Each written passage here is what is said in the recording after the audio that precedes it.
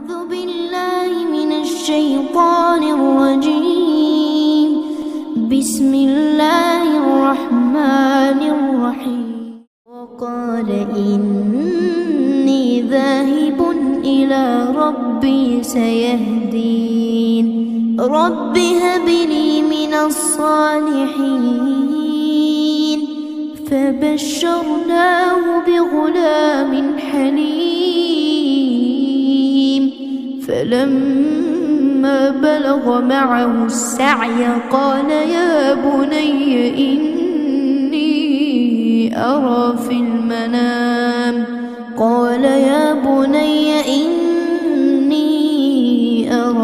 المنام أني أذبحك فانظر ماذا ترى. قال يا أبت افعل ما تؤمر ستجدني إن شاء الله من الصابرين. فلما أسلما وتله للجبين وناديناه أن يا إبراهيم قد صدقت الرؤيا إنا كذلك نجزي المحسنين. السلام عليكم ورحمة الله وبركاته. ഖുർആൻ പദം 1552 ദിവസത്തിലേക്ക് എല്ലാവരെയും ഹാർദമായി സ്വാഗതം ചെയ്യുന്നു. വിശുദ്ധ ഖുർആനിലെ 37ാമത്തെ അധ്യായമായ സൂറത്ത് സ്വാഫാത്തിലെ 99 മുതൽ 105 വരെയുള്ള ആയത്തുകളാണ് ഇന്ന് പഠന വിധേയമാക്കുന്നത്. ക്ലാസ് ആരംഭിക്കുന്നതിനായി ആദരണീയനായ ഡോക്ടർ AI വിലായത്തുള്ള സാഹിബിനെ ക്ഷണിക്കുന്നു. അസ്സലാമു അലൈക്കും വറഹ്മത്തുള്ളാഹി വബറകാതുഹു. അഊദു ബില്ലാഹി മിനശ് ശൈത്വാനിർ റജീം. ബിസ്മില്ലാഹിർ റഹ്മാനിർ റഹീം. വഖാല ഇന്നി ദാഹിബുൻ ഇലാ റബ്ബി സയഹ്ദീൻ. റബ്ബി ഹബ്ലി മിനസ് സാലിഹീൻ. ഫബശർനാഹു ബിഗുലാമിൻ ഹലീം. فلما بلغ معه السعي قال يا بني إني أرى في المنام أني أذبحك فانظر ماذا ترى. قال يا أبت افعل ما تؤمر ستجدني إن شاء الله من الصابرين. فلما أسلما وتله للجبين وناديناه أن يا إبراهيم قد صدقت الرؤيا إنا كذلك نجزي المحسنين. صدق الله العلي العظيم. സൂറത്തു സ്വാഫാത്തിലെ 99 മുതൽ 105 വരെയുള്ള ആയത്തുകളാണ് ഞാൻ നിങ്ങളെ കേൾപ്പിച്ചിട്ടുള്ളത്. സൂറത്തു സ്വാഫാത്തിൽ ഇബ്രാഹിം അലൈഹിസ്സലാമുമായി ബന്ധപ്പെട്ടുകൊണ്ടുള്ള സംഭവങ്ങളാണ് നമ്മൾ പഠനവിധേയമാക്കിക്കൊണ്ടിരിക്കുന്ന ഭാഗത്ത് അള്ളാഹു വിശദീകരിക്കുന്നത്.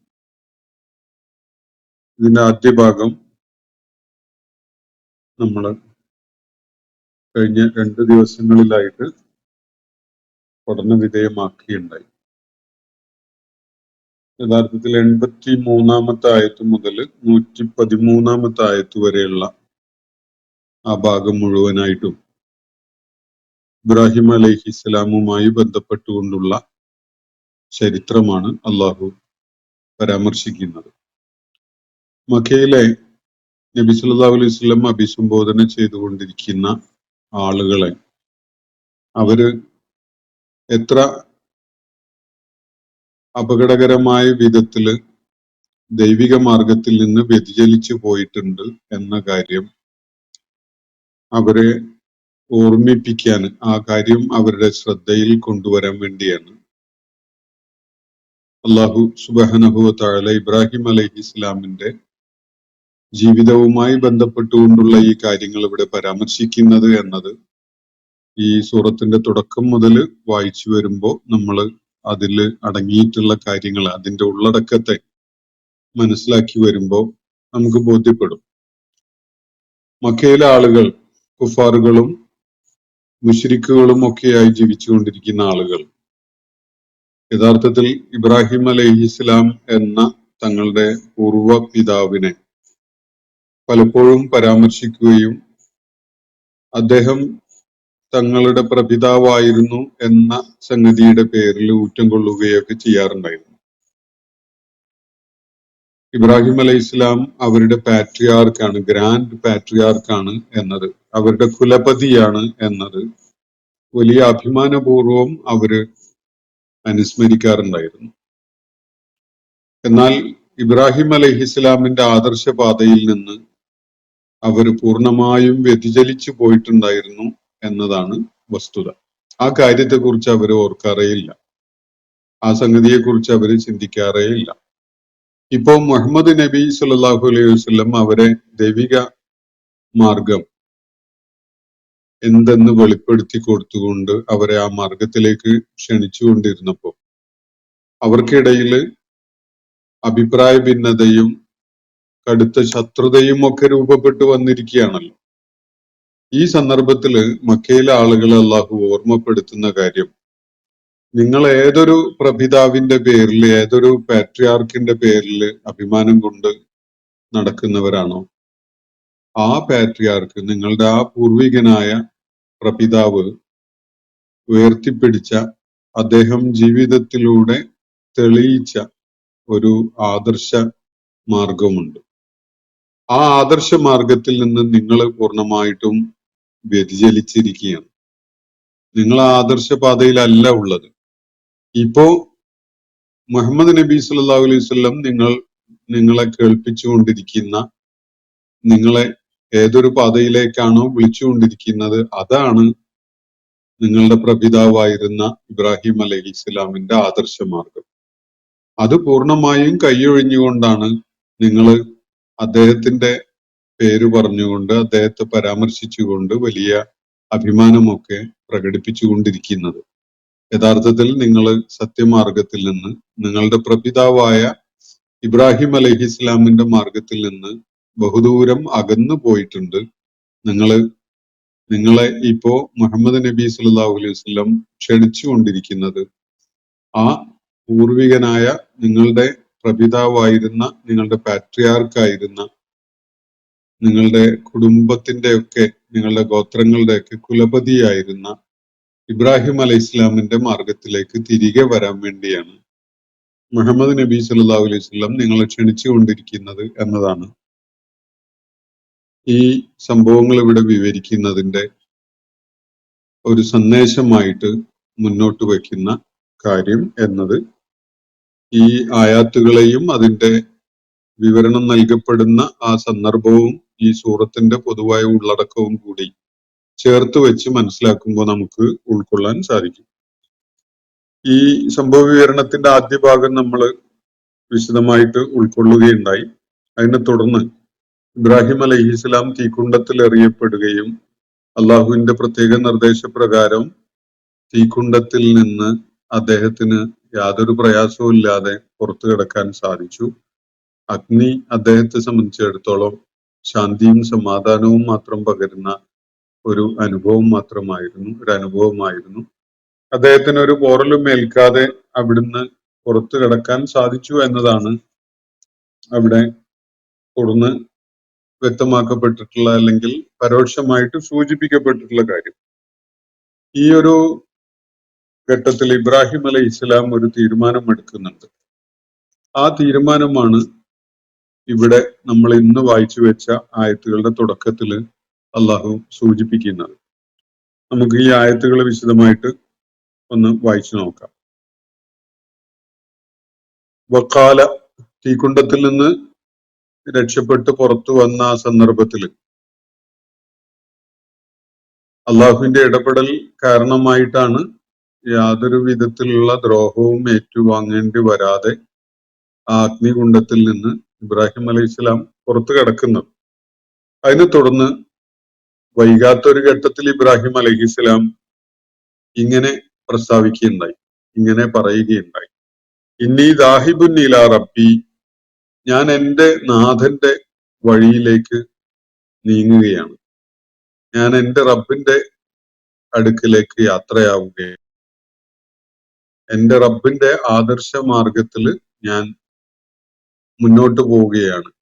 എന്നോട് ഈ ആദർശത്തോട് ഒക്കെ ശത്രുത കാണിക്കുന്ന, എന്നെയും ഈ ആദർശത്തെയും ഒക്കെ നശിപ്പിക്കാൻ വേണ്ടി ഉദ്ദേശിക്കുന്ന ഈ ആളുകൾക്കിടയിൽ, ഈ നാട്ടുകാർക്കിടയിൽ എനിക്കിനി മുന്നോട്ട് പോകാൻ സാധിക്കില്ല. അതുകൊണ്ട് ഞാൻ ഇവിടുന്ന് എൻ്റെ റബ്ബിന്റെ മാർഗത്തിലേക്കായിട്ട് പോവുകയാണ്. ഇന്നി ദാഹിബുന്നിലാ റബ്ബി സയഹ്ദീൻ, അവൻ എനിക്ക് വഴി കാണിച്ചു തരും. ഇബ്രാഹിം അലൈഹി ഇസ്ലാം നേരിടുന്ന ആ പ്രതിസന്ധി വളരെ വ്യക്തമാണ്. അദ്ദേഹത്തിന്റെ ജന്മനാട്ടില് അദ്ദേഹത്തിന് തുടർന്ന് നിൽക്കാൻ സാധിക്കുന്ന അവസ്ഥയിലല്ല. അദ്ദേഹത്തെ പിടിച്ച് തീക്കുണ്ടത്തിൽ എറിയുക വരെ ചെയ്തല്ലോ. ഇനിയും അവര് അദ്ദേഹത്തെ വകവരുത്താൻ വേണ്ടിയുള്ള പല ശ്രമങ്ങളിലും ഏർപ്പെടുക എന്നതാണ് തുടർന്ന് അവര് ആലോചിച്ചുകൊണ്ടിരിക്കുന്ന കാര്യവും സ്വാഭാവികമായിട്ട് വന്നു ചേരാനിരിക്കുന്നതും ഒക്കെ. അതുകൊണ്ട് ഇബ്രാഹിം അലൈഹി ഇസ്ലാം അള്ളാഹുവിന്റെ മാർഗത്തിൽ ആ നാട്ടിൽ നിന്ന് പലായനം ചെയ്യാൻ തീരുമാനിക്കുകയാണ്. ആ തീരുമാനമാണ് ഇബ്രാഹിം അലൈഹി ഇസ്ലാം ഇവിടെ തുറന്നു പറയുന്നത്. ഇന്നി ദാഹിബുൻ ഇലാ റബ്ബി, ഞാൻ എൻ്റെ റബ്ബിന്റെ മാർഗത്തില് ദേശത്യാഗം ചെയ്തുകൊണ്ട് പോവുകയാണ്, ഇവിടുന്ന് ഈ നാട് വിട്ടു പോവുകയാണ്. എങ്ങോട്ടാണ് പോവേണ്ടത് എന്നൊന്നും എനിക്ക് അറിയില്ല. പക്ഷേ സയഹ്ദീൻ, എങ്ങോട്ട് പോകണം, എങ്ങോട്ട് തിരിയണം എന്നതൊക്കെ എൻ്റെ റബ്ബ് എനിക്ക് മാർഗദർശനം ചെയ്യും. സയഹ്ദീൻ, അവൻ എനിക്ക് വഴി കാണിച്ചു തരും. അതുകൊണ്ട് ഈ നാടിനെ ഞാൻ ഹജ്റ ചെയ്യുന്നു, ഇവിടുന്ന് ഞാൻ ഹിജ്റ ചെയ്തു പോകുന്നു. ഇതാണ് എൻ്റെ തീരുമാനം. ഇന്നി ദാഹിബുൻ ഇലാ റബ്ബി, എൻ്റെ റബ്ബിന്റെ അടുക്കിലേക്കാണ് ഞാൻ പോകുന്നത് എന്നാണ് ഭാഷാപരമായിട്ട് ഈ വാക്കുകൾ സൂചിപ്പിക്കുന്നത്. റബ്ബിന്റെ അടുക്കിലേക്ക് പോവുക എന്ന് പറയുന്നത് അതൊരു മെറ്റഫോറിക്കൽ ആയിട്ടുള്ള ഒരു വിവരണം മാത്രമാണ്. എൻ്റെ റബ്ബിനെ ലക്ഷ്യം വെച്ചുകൊണ്ട്, എൻ്റെ റബ്ബിന്റെ മാർഗം അവലംബിച്ചുകൊണ്ട് ഞാൻ ഈ നാട് ഉപേക്ഷിച്ച് പോവുകയാണ്. ഞാൻ എങ്ങോട്ട് പോകണം, ഏത് പ്രദേശത്തെ ലക്ഷ്യം വെക്കണം തുടങ്ങിയിട്ടുള്ള കാര്യങ്ങളൊക്കെ എൻ്റെ റബ്ബ് എനിക്ക് മാർഗദർശനം നൽകുന്നത് പ്രകാരമായിരിക്കും ഉണ്ടാവുക. ഒരു കാര്യം ഞാൻ തീരുമാനിച്ചിട്ടുള്ളത്, ഈ നാട് ഉപേക്ഷിച്ച് ഇവിടുന്ന് പോകാം എന്നതാണ്. ഇന്നി ദാഹിബുൻ ഇലാ റബ്ബി സയഹ്ദീൻ, എൻ്റെ റബ്ബിന്റെ മാർഗത്തിൽ ഞാൻ പുറപ്പെടുകയാണ്, ഇവിടുന്ന് പോവുകയാണ്. അവൻ എനിക്ക് വഴി കാണിച്ചു തരും, അവൻ എനിക്ക് മാർഗദർശനം നൽകും. എങ്ങോട്ട് പോകണം, ഏത് ദിശയിൽ നീങ്ങണം, ഏത് നാടിനെ ലക്ഷ്യം വെച്ചുകൊണ്ട് മുന്നേറണം തുടങ്ങിയിട്ടുള്ള കാര്യങ്ങളിലൊക്കെ പടച്ച തമ്പുരാനാണ് എനിക്ക് മാർഗദർശനം നൽകാനിരിക്കുന്നത്. ഞാൻ അള്ളാഹു നൽകുന്ന മാർഗദർശന പ്രകാരമാണ് നീങ്ങുക. ഇപ്പൊ എനിക്കറിയില്ല എങ്ങോട്ടാണ്, ഏത് നാട്ടിലേക്കാണ് എന്നൊന്നും. അപ്പോ ഇബ്രാഹിം അലൈഹി ഇസ്ലാം സ്വന്തം നാട് വെടിഞ്ഞു പോകുന്ന ഘട്ടത്തില് നടത്തുന്ന ഒരു ആത്മകഥം അല്ലെങ്കിൽ അടുത്ത ആളുകളോട് പറഞ്ഞ ഒരു സംഗതി, അദ്ദേഹത്തിന്റെ വളരെ അടുത്ത കൂട്ടുകാരോടും അല്ലെങ്കിൽ കുടുംബ ബന്ധുക്കളോടും ഒക്കെ പറഞ്ഞ കാര്യം, അല്ലെങ്കിൽ ഒരു പക്ഷേ പൊതുവായിട്ട് തന്നെ സമൂഹത്തോട് പ്രഖ്യാപിച്ച ഒരു കാര്യം, ഇത് എന്തും ആവാമില്ല. ആ സന്ദർഭത്തിന്റെ സാധ്യതയും യുക്തിപരതയും ഒക്കെ അനുസരിച്ചായിരിക്കും ഇബ്രാഹിം അലൈഹി ഇസ്ലാം ഇത് പറഞ്ഞിട്ടുണ്ടാവുക. ആ വക വിശദാംശങ്ങളൊന്നും വിശുദ്ധ ഖുർആൻ ഇത് സംബന്ധമായിട്ട് നൽകുന്നില്ല. ഇന്നി ദാഹിബുൻ ഇലാ റബ്ബി സയഹ്ദീൻ, നാട് വിട്ടു പോകുന്ന, ഹിജ്റ ചെയ്തു പോകുന്ന ഒരാൾക്ക് ആരും യാത്രയയപ്പ് കൊടുക്കുന്ന ഒരു സംഭവം ഒന്നും ഉണ്ടാവില്ലല്ലോ. അങ്ങനെ ഒരു യാത്രയയപ്പ് യോഗത്തിൽ വെച്ച് ഇബ്രാഹിം അലൈഹി ഇസ്ലാം പറഞ്ഞു എന്നൊന്നും നമ്മൾ സങ്കല്പിക്കുന്നതിന് അർത്ഥമില്ല. ഇബ്രാഹിം അലൈഹി ഇസ്ലാമിന്റെ ആ തീരുമാനം അദ്ദേഹം പ്രഖ്യാപിക്കുന്നു, അല്ലെങ്കിൽ ഒരു പ്രസ്താവന രൂപത്തിൽ ഇവിടെ പറയുന്നു എന്നേ നമുക്ക് മനസ്സിലാക്കാൻ സാധിക്കുകയുള്ളൂ. റബ്ബി ഹബ്ലി മിനസ് സ്വാലിഹീൻ, ആ ഘട്ടത്തില് ഇബ്രാഹിം അലൈഹി ഇസ്ലാം തീർത്തും ഒറ്റപ്പെട്ട അവസ്ഥയാണ് അദ്ദേഹത്തിന് അനുഭവപ്പെടുന്നത്. വിശുദ്ധ ഖുർആൻ മറ്റൊരിടത്ത് സൂചിപ്പിക്കുന്നത് അദ്ദേഹത്തോടൊപ്പം ആ പലായനത്തിൽ അദ്ദേഹത്തോടൊപ്പം ചേരാൻ ആകെ 2 പേരാണ് ഉണ്ടായിരുന്നത്. ഒന്ന് അദ്ദേഹത്തിന്റെ പത്നി സാറ റളിയല്ലാഹു അൻഹ, രണ്ടാമത്തേത് അദ്ദേഹത്തിന്റെ സഹോദരപുത്രൻ ലൂത്ത് അലൈഹിസലാം. ഇങ്ങനെ ഈ 3 പേരാണ്, ഇബ്രാഹിം അലൈഹിസ്സലാമും പത്നി സാറയും പിന്നെ സഹോദരപുത്രൻ ലൂത്തും. ആ ഘട്ടത്തില് ലൂത്ത് പ്രവാചകനായിട്ടില്ല. അപ്പൊ ഇങ്ങനെ 3 പേരാണ് അള്ളാഹുവിന്റെ തൃപ്തി ലക്ഷ്യം വെച്ചുകൊണ്ട് നാടുപേക്ഷിച്ച് അവിടുന്ന് പുറപ്പെടാമെന്ന് തീരുമാനിക്കുന്നത്. ഇബ്രാഹിം അലൈഹി ഇസ്ലാമിനെ സംബന്ധിച്ചിടത്തോളം അദ്ദേഹം ജനങ്ങളെ കേൾപ്പിച്ചുകൊണ്ടിരുന്ന ആ ആദർശത്തിന്റെ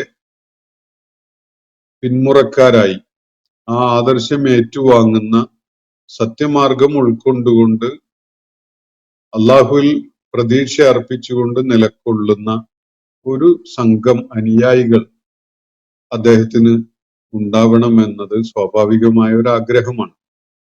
അദ്ദേഹത്തിന്റെ ആദർശ മാർഗത്തെ അവലംബിക്കാൻ സന്നദ്ധരാവുന്ന കുറച്ചു പേരെങ്കിലും. അങ്ങനെ ഉണ്ടായില്ല ആ ഘട്ടത്തിൽ. നാട്ടിലെ ബഹുഭൂരിപക്ഷം വരുന്ന ആളുകളും അദ്ദേഹത്തെ തള്ളിക്കളഞ്ഞു.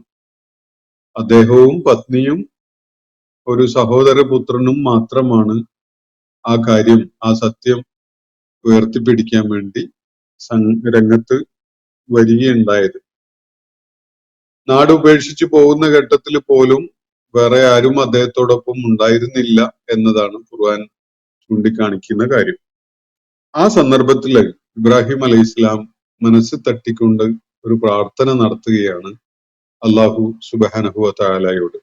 അതാണ് റബ്ബി ഹബ്ലി മിനസ് സ്വാലിഹീൻ. പടച്ച തമ്പുരാന് സുഹൃതവാന്മാരായ ആളുകളിൽ പെടുന്ന ചിലരെ നീ എനിക്ക് നൽകണമേ എന്നാണ്. ഹബ്ലി മിനസ് സ്വാലിഹീൻ, സ്വാലിഹായ സന്താനത്തെ നൽകണം എന്ന ഒരു കാര്യമാണ് അദ്ദേഹം ഇവിടെ പടച്ച തമ്പുരാനോട് ആവശ്യപ്പെടുന്നത്.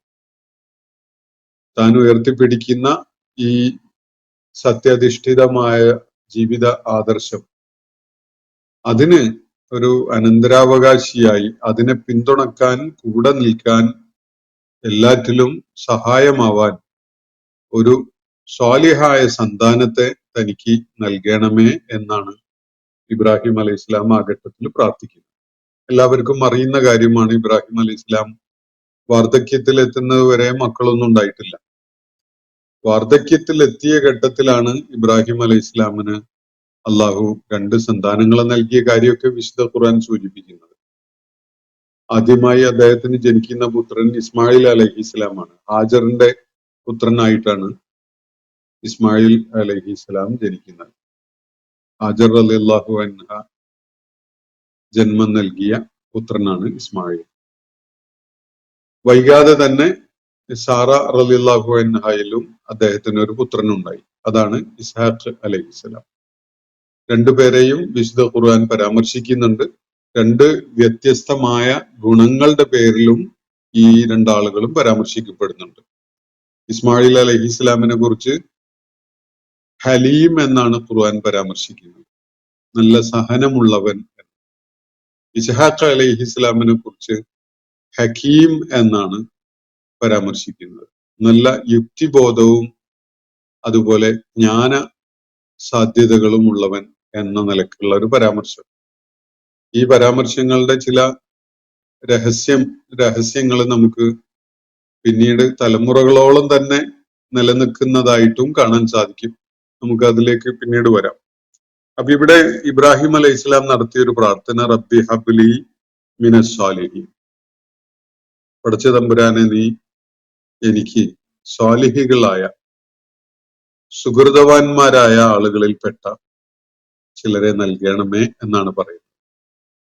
അങ്ങനെയുള്ള സ്വാലിഹായ പുത്രനെ അല്ലെങ്കിൽ സ്വാലിഹായ സന്താനങ്ങളെ നൽകണമേ എന്നാണ് ഇബ്രാഹിം അലൈഹി ഇസ്ലാം തേടുന്നത് എന്നത് തുടർന്നുള്ള അള്ളാഹുവിന്റെ വിവരണത്തിൽ നിന്ന് വ്യക്തമാകും.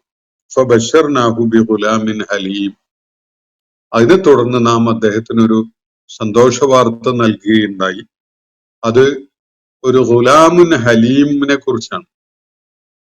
വളരെയേറെ സഹനമുള്ള ഒരു പയ്യൻ. ഗുലാം എന്ന് പറഞ്ഞാൽ അങ്ങനെയാണ്, പയ്യൻ, വലിയ പ്രായമായിട്ടില്ലാത്ത, മുതിർന്ന ഒരു യുവാവായിട്ടില്ലാത്ത ഒരു പ്രായത്തിലുള്ള ഒരാളെയാണ് ഗുലാം എന്ന് പരാമർശിക്കാറുള്ളത്. ഇബ്രാഹിം അലൈഹി ഇസ്ലാമിന് അള്ളാഹു ഏറെ സഹനമുള്ള ഒരു പയ്യനെ സന്തോഷ വാർത്ത അറിയിച്ചു. അങ്ങനെ ഒരു പുത്രൻ അദ്ദേഹത്തിന് ജനിക്കാൻ പോകുന്നു എന്നൊരു സന്തോഷ വാർത്ത നൽകിയിട്ടുണ്ടായി. ഇത് ഇറാഖിൽ നിന്ന് പലായനം ചെയ്തു പോകുന്ന ഘട്ടത്തിൽ ഇബ്രാഹിം അലൈഹി സ്വലാം നടത്തിയ പ്രാർത്ഥനയ്ക്ക് ഉടനെ തന്നെ ഒരു ജവാബ് അള്ളാഹു നൽകി എന്നൊന്നും ആരും മനസ്സിലാക്കേണ്ടതില്ല. വിശുദ്ധ ഖുർആനിലെ വേറെ വിവരണങ്ങളെ ഇതിനോട് ചേർത്ത് വെച്ച് മനസ്സിലാക്കുമ്പോൾ ഇബ്രാഹിം അലൈഹി സ്വലാം ആ ഘട്ടത്തില് യുവാവാണ്, വിവാഹിതനാണ്. ഒരു പക്ഷേ ഏതാനും വർഷങ്ങൾ പിന്നിട്ടിട്ടുണ്ടാവും. അദ്ദേഹത്തിന്റെ പിതാവൊക്കെ ജീവിച്ചിരിപ്പുണ്ട് നാട്ടില്. ആ ഒരു ഘട്ടത്തിലാണ് ഈ പ്രാർത്ഥന നടത്തുന്നത്. പിന്നീട് അള്ളാഹു ഈ സന്തോഷ വാർത്ത നൽകുന്നതും അദ്ദേഹത്തിന് ഹാജറിൽ ഒരു പുത്രനുണ്ടാവുന്നതും ഒക്കെ വളരെ വൈകിട്ടാണ്, പ്രായമെത്തിയ ഒരു ഘട്ടത്തിലാണ്. പ്രായമായ വൃദ്ധനായിക്കൊണ്ടിരിക്കുന്ന അവസ്ഥയിലാണ് അദ്ദേഹത്തിന് ഒരു ദൈവിക സന്ദേശം, സന്തോഷ വാർത്ത ലഭിക്കുന്നത്. ബൈബിൾ കൃത്യമായിട്ട് പ്രായം പരാമർശിക്കുന്നുണ്ട്. ഇസ്മായിൽ അലൈഹി ഇസ്ലാം ജനിക്കുമ്പോൾ ഇബ്രാഹിം അലൈഹി ഇസ്ലാമിന് 86 വയസ്സായിരുന്നു എന്നാണ് ബൈബിള് സൂചിപ്പിക്കുന്നത്. തുടർന്ന് ഇസ്ഹാഖ് അലൈഹി ഇസ്ലാം ജനിക്കുമ്പോൾ അദ്ദേഹത്തിന് 100 വയസ്സായിട്ടുണ്ടായിരുന്നു എന്ന ഒരു സൂചനയും ബൈബിൾ നൽകുന്നുണ്ട്. എത്രത്തോളം ഈ പ്രായസംബന്ധമായിട്ടുള്ള സൂചനകൾ ആശ്രയിക്കാൻ പറ്റും എന്ന് നമുക്കറിയില്ല. എന്തായാലും അദ്ദേഹം വളരെയേറെ പ്രായം എത്തിയ ഒരു ഘട്ടത്തിലാണ് ഈ സന്തോഷ വാർത്ത അദ്ദേഹത്തിന് അള്ളാഹു അറിയിക്കുകയുണ്ടായത്. ഇറാഖിൽ നിന്ന് പുറപ്പെടുമ്പോ അള്ളാഹുവിനോട് അദ്ദേഹം നടത്തിയ പ്രാർത്ഥനയ്ക്കുള്ള ജവാബായിട്ട് ഒരു പക്ഷെ പതിറ്റാണ്ടുകൾ തന്നെ കഴിഞ്ഞതിന് ശേഷമാണ് അള്ളാഹു അറിയിക്കുന്നത്. ഫബശ്ശർനാഹു ബിഗുലാമിൻ ഹലീം. അദ്ദേഹത്തിന് സഹനശീലമുള്ള, ഏറെ സഹനശേഷിയുള്ള ഒരു പയ്യനെ നാം നൽകുകയുണ്ടായി, സന്തോഷ വാർത്ത അറിയിക്കുകയുണ്ടായി എന്നാണ് ഇവിടെ പറയുന്നത്. ഫലമ്മ ബലഗ മഅഹു സഅയ. അദ്ദേഹത്തോടൊപ്പം പ്രയത്നങ്ങളിൽ ഏർപ്പെടാനുള്ള പ്രായമായപ്പോ, ഇസ്മായിൽ അലൈഹി ഇസ്ലാമിനെയാണ് അള്ളാഹു ഇവിടെ പരാമർശിക്കുന്നത്. ഫലമ്മ ബലഗ മഅഹു സഅയ. ഇബ്രാഹിം അലൈഹി ഇസ്ലാമിനോടൊപ്പം പല ജോലികളിലും ഏർപ്പെടാനുള്ള പ്രായം ഇസ്മായിൽ അലൈഹി ഇസ്ലാമിന്, അല്ലെങ്കിൽ ഇബ്രാഹിം നബിയുടെ ആദ്യ സന്താനത്തിനായപ്പോ, ആ പ്രായത്തിൽ എത്തിയപ്പോ എന്ന് പറഞ്ഞാൽ ഈ ഖുർആൻ നേരത്തെ പരാമർശിച്ച ഗുലാമിന്റെ ഒരു പ്രായത്തിൽ എത്തിയപ്പോ, ഇങ്ങനെ വളർന്നു വരുന്ന ഒരു യുവാവ് ആയിട്ടില്ല, എന്നാൽ അതിന്റെ തൊട്ടു മുമ്പുള്ള ആ ഘട്ടം, ആ ഒരു സന്ദർഭത്തിൽ ഫലമ്മ ബലഗ മഅഹു സഅയ, പല പ്രവർത്തനങ്ങളിലും പല പ്രയത്നങ്ങളിലും ഒക്കെ അദ്ദേഹത്തിനോടൊപ്പം ചേരാൻ പറ്റുന്ന ഒരു പ്രായത്തില് അദ്ദേഹം എത്തിയപ്പോ ഖാല, അദ്ദേഹം പറയുകയുണ്ടായി, ഇസ്മായിൽ അലൈഹി ഇസ്ലാമിനോട്, പുത്രനോട് അദ്ദേഹം പറഞ്ഞു, യാ ബുനയ്യ ഇന്നി അറാ ഫിൽ മനാമി അന്നി അദ്ബഹുക ഫൻദുർ മാദാ തറ. ഇബ്രാഹിം അലൈഹി ഇസ്ലാം ഒരു ദിവസം തന്റെ പുത്രനെ അടുത്ത് വിളിച്ചുകൊണ്ട് പറഞ്ഞൊരു കാര്യമാണ് ഇവിടെ പറയുന്നത്. ആ കാര്യം ഇങ്ങനെയാണ്. ഇതൊക്കെ വിശദാംശങ്ങൾ ഒരുപാട് ചേർത്ത് പറയാവുന്ന ഒരു കാര്യമാണ്. പക്ഷെ അത്തരം വിശദാംശങ്ങളൊന്നും അള്ളാഹു ഇവിടെ ഉൾപ്പെടുത്തിയിട്ടില്ല. അതൊക്കെ നമുക്ക് ഭാവനയിൽ കാണാവുന്നതേ ഉള്ളൂ. കഥാകഥന സാധ്യതകളും കഴിവുകളും ഒക്കെയുള്ള ആളുകളെ സംബന്ധിച്ചിടത്തോളം ഇതിന്റെ ബാക്കി വിശദാംശങ്ങളൊക്കെ തന്നെ മാനത്ത് കാണണമെന്നില്ല, മനസ്സ് കാണാൻ കഴിയും. അതാണ് അതിന്റെ സ്വാഭാവികത. ഇവിടെ ഇബ്രാഹിം അലൈഹി ഇസ്ലാം ഒരു നാളിൽ മകനെ വിളിച്ചുകൊണ്ട് പറയുന്നത്, ആ സമയത്ത് മകൻ പല കാര്യങ്ങളിലും ഇബ്രാഹിം അലൈഹി ഇസ്ലാമിനോടൊപ്പം പല പ്രവർത്തനങ്ങളിലും കൂടിക്കൊടുക്കാനും സഹായിക്കാനും ഒക്കെ പറ്റുന്ന ഒരു പ്രായമായിട്ടുണ്ട്. നമുക്ക് ഒരു 7-8 വയസ്സോ അല്ലെങ്കിൽ 10-12 വയസ്സൊക്കെ ആയി തുടങ്ങിയ ഒരു മകനാണ് ആ ഘട്ടത്തിൽ എന്ന് സങ്കല്പിക്കാം. ഏകദേശം നമുക്ക് അങ്ങനെ മനസ്സിലാക്കാതെ അദ്ദേഹം പറഞ്ഞ കാര്യം ഇതാണ്, യാ ബുനയ്യ ഇന്നി അറാ ഫിൽ മനാം. മകനെ, പൊന്നു മകനെ, യാ ബുനയ്യ എന്ന് പറഞ്ഞ വളരെയേറെ സ്നേഹം കാണിച്ചുകൊണ്ടുള്ള ഒരു വിളിയാണ്. വേറെയും സന്ദർഭങ്ങളിൽ ഈ പ്രയോഗം ഖുർആനിൽ ആവർത്തിച്ചു വരുന്നുണ്ട്. ലുഖ്മാൻ അലൈഹി ഇസ്ലാം മകനെ വിളിച്ച വിധത്തില്, നൂഹ് അലൈഹി ഇസ്ലാം മകനെ വിളിച്ച വിധത്തിലൊക്കെ ഇത് ഖുർആൻ ഈ പ്രയോഗം ആവർത്തിക്കുന്നുണ്ട്. യാ ബുനയ്യ ഇന്നി അറാ ഫിൽ മനാം. എന്റെ പൊന്നു മോനെ, ഞാൻ ഒരു സ്വപ്നം കാണുകയുണ്ടായി. ഒരു സ്വപ്നത്തില് എനിക്ക് ഇങ്ങനെ ഒരു സംഗതി കാണാനിടയായി. അന്നി അദ്ബഹുക, ഞാൻ നിന്നെ അറുക്കുന്നതായിട്ടാണ് സ്വപ്നത്തിൽ കാണുന്നത്. ഫൻളുർ മാതാ തറ, എന്താണ് ഇത് സംബന്ധമായി നിന്റെ അഭിപ്രായം, അതൊന്ന് നീ പറഞ്ഞാലോ. ഞാൻ കണ്ട സ്വപ്നം, ഞാൻ അള്ളാഹുവിന്റെ ദൂതനാണ് എന്നതുകൊണ്ട് തന്നെ എനിക്കുണ്ടാവുന്ന സ്വപ്നങ്ങൾ ദൈവിക നിർദ്ദേശങ്ങളാണ്, ദൈവിക വെളിപ്പാടുകളാണ്. പ്രവാചകന്മാർക്ക് ഉണ്ടാവുന്ന സ്വപ്നങ്ങളും മാർഗദർശകങ്ങളായ ദൈവിക നിർദ്ദേശങ്ങളൊക്കെ അടങ്ങിയിട്ടുള്ളതാണ്. സത്യസന്ധമായ സ്വപ്നങ്ങളാണ്. നമുക്ക് വിശുദ്ധ ഖുർആനിൽ തന്നെ ധാരാളം അത്തരം പരാമർശങ്ങൾ കാണാം, യൂസുഫ് അലൈഹി ഇസ്ലാമും ഒക്കെയായി ബന്ധപ്പെട്ടുകൊണ്ടൊക്കെയുള്ള. അപ്പോ മകനോട് ഇബ്രാഹിം അലൈഹി ഇസ്ലാം പറയുന്നത്, മകനെ, ഞാൻ ഇങ്ങനെ ഒരു സ്വപ്നം കാണുന്നു, ഇങ്ങനെ ഒരു മനാം എനിക്കുണ്ട്. അതില് ഞാൻ കാണുന്നത് അന്യ അദ്ബഹുക, ഞാൻ നിന്നെ ദബ്ഹ് ചെയ്യുന്നതാണ്, നിന്നെ അറുക്കുന്നതാണ് സ്വപ്നം. അതുകൊണ്ട് ഫൻളുർ മാതാ തറ, ഇത് സംബന്ധമായിട്ട് എന്താണ് നിന്റെ അഭിപ്രായം, അതൊന്ന് നീ ആലോചിച്ച് പറഞ്ഞ്, ഞാൻ എന്താണ് ഇക്കാര്യത്തിൽ ചെയ്യേണ്ടത്. ഞാൻ കാണുന്ന സ്വപ്നം ഇങ്ങനെയാണ്, ഞാൻ നിന്നെ അറുക്കുന്നു എന്നതാണ്. എന്ന് പറഞ്ഞാൽ അങ്ങനെ നിന്നെ അറുക്കാൻ എനിക്ക് ദൈവിക നിർദ്ദേശമുള്ള വിധത്തില് ആ കാര്യം എന്നെ അറിയിക്കുന്നതായിട്ടാണ് ഞാൻ സ്വപ്നം കാണുന്നത്. പക്ഷെ അറുക്കപ്പെടുന്ന നീയാണല്ലോ, അറുക്കപ്പെടേണ്ടത് നീയാണ്. അതുകൊണ്ട് എന്താണ് ഇക്കാര്യത്തിൽ നിന്റെ അഭിപ്രായം, ഇതൊന്ന് ആലോചിച്ച് പറയും. ഇതാണ് ഇബ്രാഹിം അലൈഹി ഇസ്ലാം പുത്രനോട് വളരെ സത്യസന്ധമായി പുത്രനെ ചേർത്ത് പിടിച്ചുകൊണ്ട് പറയുന്ന ഒരു കാര്യം. അപ്പോ ഇസ്മായിൽ അലൈഹി ഇസ്ലാമിന് താൻ ഇതിനകം പരിചയപ്പെട്ട തന്റെ പിതാവ് അദ്ദേഹത്തിന്റെ ഏറ്റവും വലിയ റോൾ മോഡലാണ്, ഏറ്റവും വലിയ ആദർശ വ്യക്തിത്വമാണ്. അദ്ദേഹത്തില് വാക്കും പ്രവൃത്തിയും തമ്മിൽ ഒരു വ്യത്യാസവും ഇതുവരെ ഇസ്മായിൽ അലൈഹി ഇസ്ലാമിന് കാണാൻ പറ്റിയിട്ടില്ല. അദ്ദേഹത്തിന്റെ ജീവിതം ഏറ്റവും എക്സംപ്ലറിയായ, ഏറ്റവും മാതൃകായോഗ്യമായ, ഏറ്റവും അനുകരണീയമായ ഒരു ജീവിതമാണ്. അദ്ദേഹത്തില് കളങ്കം അല്ലെങ്കിൽ കളവ് അല്ലെങ്കിൽ സത്യസന്ധത ഇല്ലായ്ക, ഇങ്ങനെയുള്ള യാതൊന്നും ഇസ്മായിൽ അലൈഹി ഇസ്ലാമിന് ഇതുവരെ കാണാൻ പറ്റിയിട്ടില്ല. തന്റെ വാപ്പയാണ് എല്ലാം എന്ന് മനസ്സിലാക്കിക്കൊണ്ടാണ് ഇസ്മായിൽ അലൈഹി ഇസ്ലാം മുന്നോട്ട് പോകുന്നത്. വാപ്പ പറയുന്നത് അതില് വേറെ ഒന്നും ആലോചിക്കേണ്ടതില്ലാത്ത വിധത്തില് ഉൾക്കൊള്ളേണ്ട സത്യം മാത്രമാണ് എന്ന് മനസ്സിലാക്കിക്കൊണ്ടാണ് ഇബ്രാഹിം അലൈഹി ഇസ്ലാമിനെ അനുകരിച്ചുകൊണ്ട്, അനുധാവനം ചെയ്തുകൊണ്ട് ഇസ്മായിൽ അലൈഹി ഇസ്ലാം ആ ഘട്ടത്തിലുള്ളത്. അദ്ദേഹം ഒന്നും ആഴത്തിൽ ആലോചിക്കാനോ ഞാനൊന്ന് ആലോചിച്ചിട്ട് പറയാം എന്നുള്ള പ്രതികരണം ഒന്നുമല്ല നടത്തുന്നത്.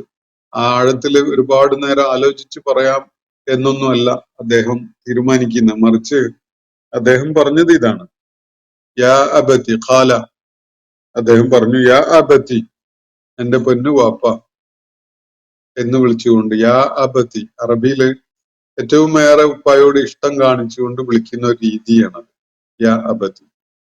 മകനോട് ഏറ്റവും ഏറെ പ്രിയം കാണിച്ചുകൊണ്ട് വിളിക്കുന്ന ഒരു രീതിയാണ് യാ ബുനയ്യ എന്നത്. അപ്പൊ യാ അബത്തി എന്ന് പറഞ്ഞുകൊണ്ട് ഇബ്രാഹിം അലൈഹി ഇസ്ലാമിനോട് ഇസ്മായിൽ അലൈഹി ഇസ്ലാം പറയുന്നത് ഇതാണ്, ഇഫ്അൽ മാ തുഅ്മർ, ബാപ്പ നിങ്ങളോട് എന്താണോ കൽപ്പിക്കപ്പെട്ടത് അത് നിങ്ങൾ അങ്ങ് ചെയ്തോളൂ.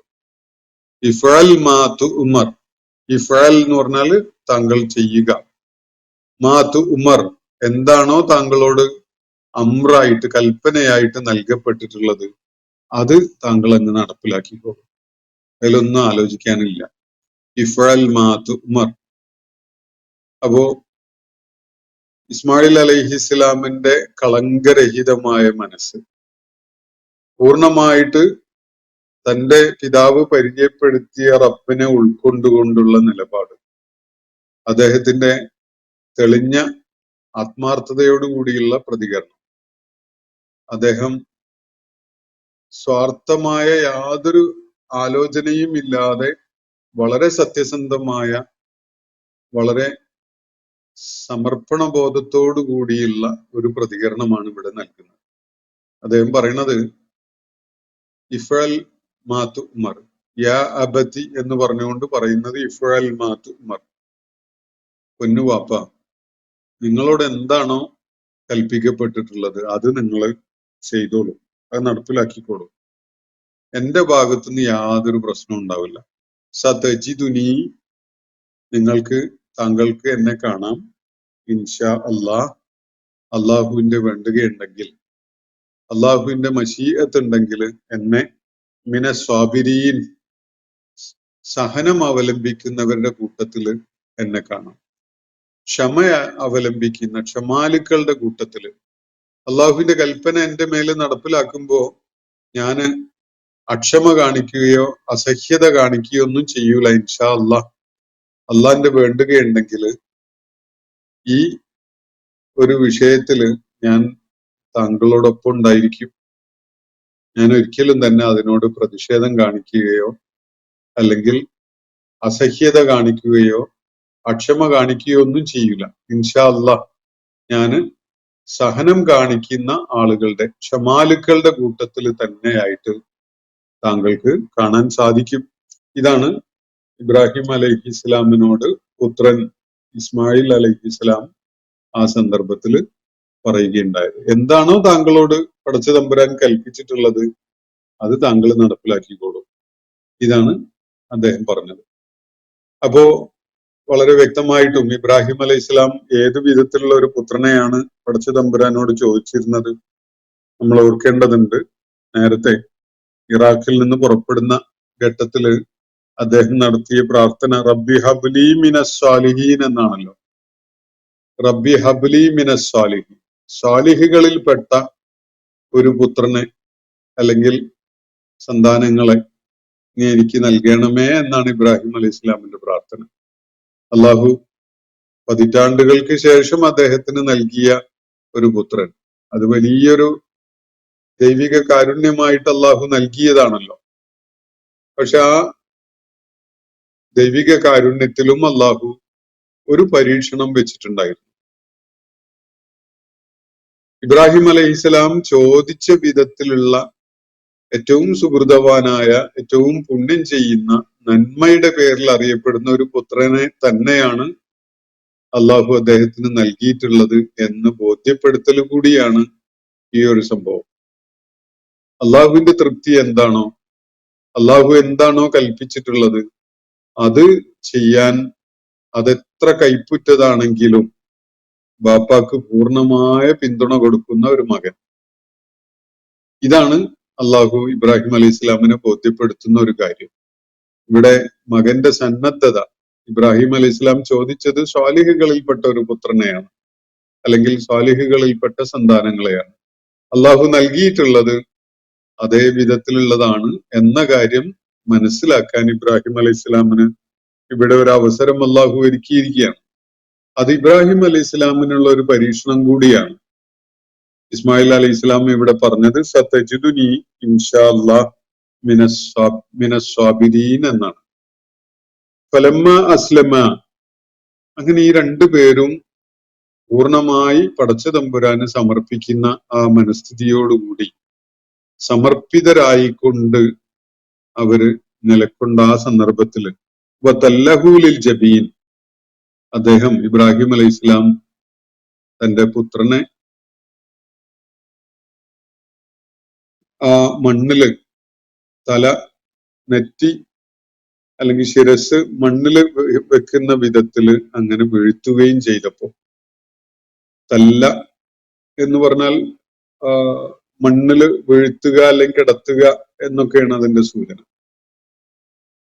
ഈ ആയത്തുകളൊക്കെ വളരെ വ്യക്തമായിട്ടും ഇബ്രാഹിം അലൈഹി ഇസ്ലാമിനോട് അള്ളാഹു നിർദ്ദേശിച്ച കാര്യം എന്താണ്, അദ്ദേഹം നടപ്പിലാക്കാൻ മുതിർന്ന് രംഗത്ത് വന്നത് എന്ത് ചെയ്യുവാനാണ് എന്നതൊക്കെ വളരെ വ്യക്തമാക്കുന്നുണ്ട്. പക്ഷെ ചില ദുർവ്യാഖ്യാനങ്ങളൊക്കെ ചിലര് നൽകുന്നത് കാണാം.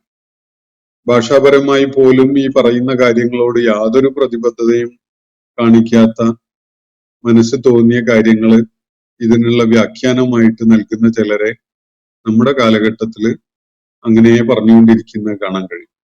ഇബ്രാഹിം അലൈഹി ഇസ്ലാമിനെ അള്ളാഹു ഇവിടെ പരീക്ഷിക്കുകയാണ് എന്ന കാര്യം പോലും വിസ്മരിച്ചുകൊണ്ടുള്ള ദുർവ്യാഖ്യാനങ്ങളാണ് പലരും നൽകുന്നത്. ഫലമ്മ അസ്ലമ, ഈ രണ്ടുപേരും ഇവിടെ പ്രകടിപ്പിക്കുന്നത് അവരുടെ സമർപ്പണ സന്നദ്ധതയാണ്. ഇബ്രാഹിം അലൈഹി ഇസ്ലാമും ഇസ്മായിൽ അലൈഹി ഇസ്ലാമും രണ്ടുപേരെയും സംബന്ധിച്ചിടത്തോളം അങ്ങേയറ്റം പ്രയാസമുള്ള ഒരു കാര്യമാണ് അള്ളാഹുവോട് ആവശ്യപ്പെട്ടിട്ടുള്ളത്. ദീർഘമായ പതിറ്റാണ്ടുകൾ തന്നെ അള്ളാഹുവിനോട് പ്രാർത്ഥിച്ച് കാത്തിരുന്ന് ആഗ്രഹിച്ച് മോഹിച്ച് കിട്ടിയ ഒരു പുത്രനെ